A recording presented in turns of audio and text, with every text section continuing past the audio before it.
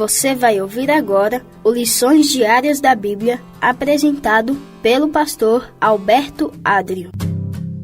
Olá, hoje é quarta-feira, dia 19 de junho, e o tema do estudo de hoje é as chuvas Temporã e Serôdia. Antes de prosseguirmos, só vou pedir com carinho que você não repare um pouquinho na minha voz. Não estou com a garganta muito boa hoje, mas pelo menos fico feliz de ainda poder conseguir gravar o estudo de hoje. Principalmente que o tema que vamos estudar fala muito ao meu coração, porque é um dos temas que eu mais amo falar em minha vida. Justamente o Todo-Poderoso Espírito Santo. O texto bíblico que baseia o nosso estudo é Joel, capítulo 2, versículo 28. Aqui a Bíblia diz o seguinte: E acontecerá, depois disso, que derramarei o meu espírito sobre toda a humanidade. Os filhos e as filhas de vocês profetizarão, os seus velhos sonharão, e os seus jovens terão visões. E o verso 29. Até sobre os servos e sobre as servas derramarei o meu espírito naqueles dias. Em Atos, capítulo 2, verso 1 a 4, e do verso 41 a 47, vemos que esse texto de Joel teve um importante cumprimento. Parte da profecia de Joel se cumpriu poderosamente no tempo dos apóstolos. O derramamento do Espírito Santo no Pentecostes promoveu a igreja cristã. 3.000 se converteram em um dia. Muitos dos que ouviram a palavra creram, subindo o número desses homens a quase 5.000, conforme Atos capítulo 4, verso 4. Apenas 120 crentes se reuniram para orar, mas a oração fez uma enorme diferença. Rapidamente, a igreja ganhou milhares de crentes. Mesmo um grande grupo de sacerdotes obedecia à fé, conforme Atos capítulo 6, verso 7. Quando os discípulos foram perseguidos em Jerusalém, conforme Atos 8, verso 4, iam por toda parte pregando a palavra.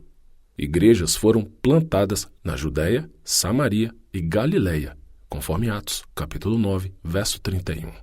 Depois de sua conversão, Paulo proclamou Cristo no mundo mediterrâneo. Em Tessalônica, judeus que se opunham ao evangelho declararam: estes que promovem tumulto em todo o mundo chegaram também aqui, conforme Atos, capítulo 17, verso 6. Pelo poder do Espírito Santo, os discípulos alcançaram um mundo então conhecido em um tempo relativamente curto. A previsão de Joel sobre a chuva temporã cumpriu-se no Pentecostes, mas a chuva serôdia cairá com maior poder para preparar a colheita final da terra. Zacarias capítulo 4, verso 6, capítulo 10, verso 1, Oséias capítulo 6, verso 3 e Tiago capítulo 5, versos 7 e 8, nos mostram como a obra de Deus será concluída. Esses termos usados no estudo de hoje, chuva temporã e chuva serôdia, são retirados do ciclo de colheita de Israel.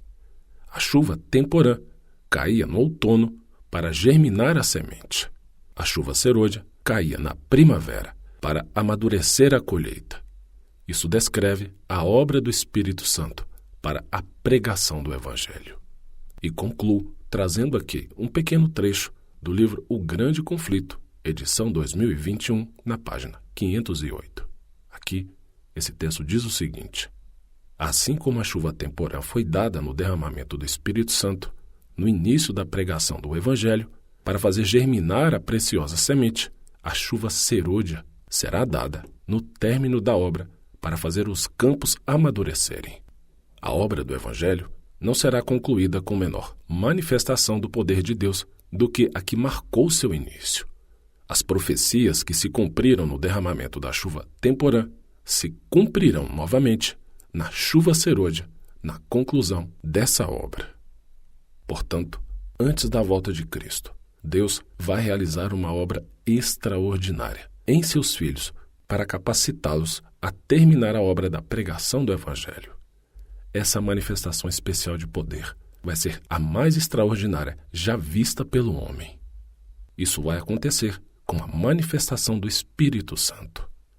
É a promessa mais importante para nós antes da volta de Cristo. Até porque é a presença do Espírito Santo que sela em nós a salvação, mas também que nos prepara para receber Jesus. É isso que o Espírito Santo mais deseja. Por isso eu me empolgo muito quando eu falo do Espírito Santo. É meu tema bíblico preferido. Sem a atuação do Espírito Santo, jamais conseguiremos entender o que a Bíblia ensina. É Ele que abre o nosso coração para que Jesus Cristo habite plenamente. Convide o Espírito Santo para fazer parte da sua vida. Não saia de casa sem Ele. Não passe um minuto sequer da sua vida sem orar a Ele, sem pedir ao Pai pela manifestação dEle.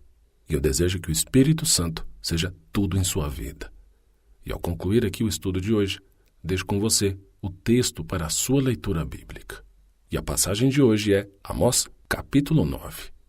Que Deus te abençoe muito e, com a permissão dEle, amanhã, e espero eu estar com a voz bem melhor, nos encontraremos para a continuação de nosso estudo. Até lá!